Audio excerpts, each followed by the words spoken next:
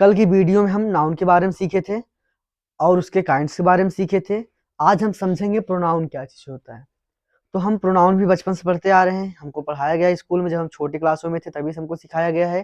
Pronoun क्या होता है? किसी व्यक्ति या वस्तु या स्थान के नाम के स्थान पर, यानी जो हमारा नाउन होता है, नाउन के स्थान पर हम जिन शब्दों का प्रयोग करते हैं उन्हें क्या कहते हैं? प्रोनाउन कहते हैं। तो आज हम वही समझेंगे कि प्रोनाउन होता क्या है। तो प्रोनाउन क्या है? A word which used in place of noun is called pronoun। मतलब नाउन यानी संज्ञा के स्थान पर प्रयोग किए जाने वाले शब्दों को क्या कहते हैं? प्रोनाउन कहते हैं। तो ये डेफिनेशन आपको यहाँ दिख रही होगी, आप इसको नोट डाउन कर लीजिए। अब हम इसके एग्जाम्पल्स को समझेंगे कि प्रोनाउन होता क्या चीज है। इस छोटे से एग्जाम्पल से हम समझेंगे प्रोनाउन होता क्या है। जैसे कहा गया, Radha is a good girl. Radha एक अच्छी लड़की है। अब इसमें जो ये राधा है, क्या है? ये नाउन। क्या है? क्योंकि ये किसी लड़की का नाम है, तो ये राधा क्या है? नाउन। कहा गया राधा एक अच्छी लड़की है। फिर क्या कहा गया? ये नहीं बोलेंगे राधा 10 में पढ़ती, हम क्या बोलेंगे? वह 10 में पढ़ती। जैसे बोलेंगे क्या? राधा एक अच्छी लड़की है, वह 10 में पढ़ती है, या 10वीं कक्षा में, 10वीं क्लास में पढ़ती है। तो इसमें हम क्या किए? जहां राधा है, राधा से क्या इस्तेमाल किए? सी। क्या इस्तेमाल किए? सी। तो ये सी क्या है? ये प्रोनाउन है। क्या है? प्रोनाउन, जो किसके स्थान पर प्रयोग हुआ है? राधा, जो ये क्या है? नाउन। तो यानी नाउन के स्थान पर प्रयोग किए जाने वाले शब्दों क्या कहते हैं? प्रोनाउन। नाउन के स्थान पर प्रयोग किए जाने वाले शब्दों क्या कहते हैं? प्रोनाउन। जैसे अगर यही लड़का होता, क्या होता? जैसे जहां ये राधा है, यहाँ होता जैसे मान लीजिए राम। क्या होता? Ram is a good boy. तो हम क्या करते? जहां पर सी लगाए हैं, यहाँ क्या लगा देते? ही। क्या लगा देते? ही। अच्छा, अब ये बदल क्यों गया? अब हम इसको भी समझेंगे, आगे एक चार्ट बनाएंगे, उसके माध्यम से समझेंगे।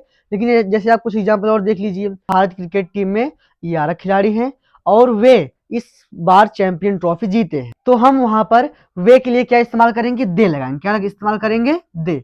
तो हम कब, कहाँ, क्या, कैसे इस्तेमाल करते हैं, अब हम इस चार्ट के माध्यम से सीखेंगे, जो अभी हम आगे बनाने वाले हैं। देखिए, यही है हमारा प्रोनाउन चार्ट। ये इसका इस्तेमाल हम कहाँ करते हैं? इसका इस्तेमाल हम करेंगे ट्रांसलेशन में। अभी हम आगे ट्रांसलेशन पढ़ेंगे। उसमें हमारा क्या आता है? उसमें हमें सब्जेक्ट मिलेगा, ऑब्जेक्ट मिलेगा, पजेसिव मिलेगा, जहां हमें क्या करना होता है? इन प्रोनाउंस का इस्तेमाल करना पड़ता है। अब देखिए, इसमें होता क्या है? इसमें 3 कैटेगरी होती है। पहला कौन सा? First person, second person, third person. First person मतलब जब जो बोल रहा है वो खुद उसमें शामिल हो, उसको बोलते हैं फर्स्ट पर्सन। जैसे अगर कहा गया, जैसे मैंने कहा कि मैं आप लोग को पढ़ा रहा हूँ, तो इसमें मैं जब बोल रहा हूँ खुद भी उसमें शामिल हूँ ना, तो इसलिए जो ये मैं यानी जो आई है, ये किस में आता है? First person. किस में आता है? मतलब जब बोलने वाला खुद उसमें शामिल होता है तो किस में होता है? First person. किस में होता है? First person. तो जैसे अब जो बोल रहा हो खुद के लिए अगर बात करेगा, 2 तरीके से बात करेगा। या तो अगर अकेले रहेगा बोलेगा मैं, अगर 2 लोग 3 लोग साथ में बैठे क्या बोलेगा? हम। तो फर्स्ट पर्सन 2 आता है। पहला कौन सा है? आई, दूसरा क्या है? वी। तो ये दोनों किस में आते हैं? फर्स्ट पर्सन में। तो आई का ऑब्जेक्ट क्या होता है? मी, और आई का पजेसिव क्या होता है? माई। अच्छा, ये पजेसिव क्या चीज है? पजेसिव का इस्तेमाल हम लोग करते हैं अपने लिए। अपने मतलब जहां अपने लिए संबंध दिखाना होता है। जैसे कहा गया मेरी किताब, मेरी मतलब माई बुक।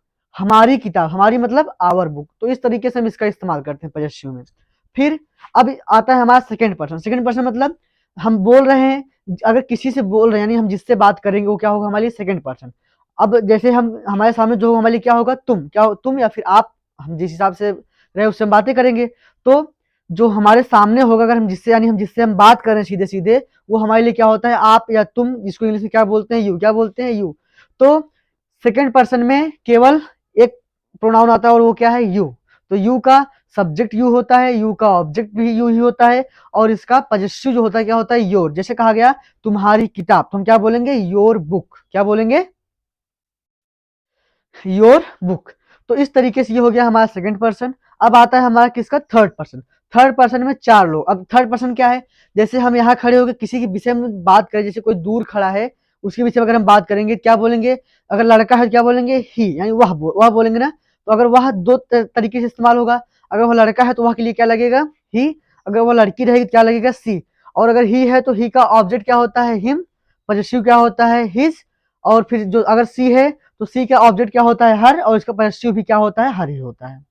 फिर अगर वो कोई निर्जीव वस्तु या फिर कभी कभी कोई जानवर, उसके लिए हम क्या इस्तेमाल करेंगे? इट। क्या इस्तेमाल करेंगे? इट। इट, इसका ऑब्जेक्ट भी क्या होगा? इट, और इसका पॉजिटिव क्या होता है? इट्स। फिर हम क्या इस्तेमाल करते हैं? अब हमारा बचा कौन सा? जैसे वहां पर एक लोग दो लोग ना होके, मतलब एक लोग ना होके एक से अधिक लोग हैं, तो हम क्या इस्तेमाल करेंगे वहां पे? दे। क्या इस्तेमाल करेंगे?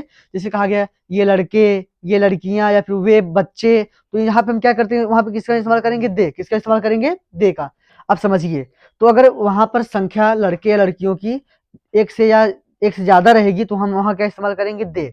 और दे का ऑब्जेक्ट होता है देम, और इसका पॉजेसिव क्या होता है? दियर। इसको हम और अच्छे तरीके से समझेंगे कब? जब हम ट्रांसलेशन करना शुरू करेंगे तब। अगर आप हमारे साथ अंत तक जुड़े रहेंगे तो हम आपसे ये वादा करते हैं क्लास 10th समाप्त होते तक आपकी इंग्लिश की कंप्लीट प्रिपरेशन हो जाएगी। बस हमें आपका सहयोग चाहिए, आपका सपोर्ट चाहिए। आप हमारे चैनल को सब्सक्राइब करें, हमारे वीडियो को लाइक करें। धन्यवाद।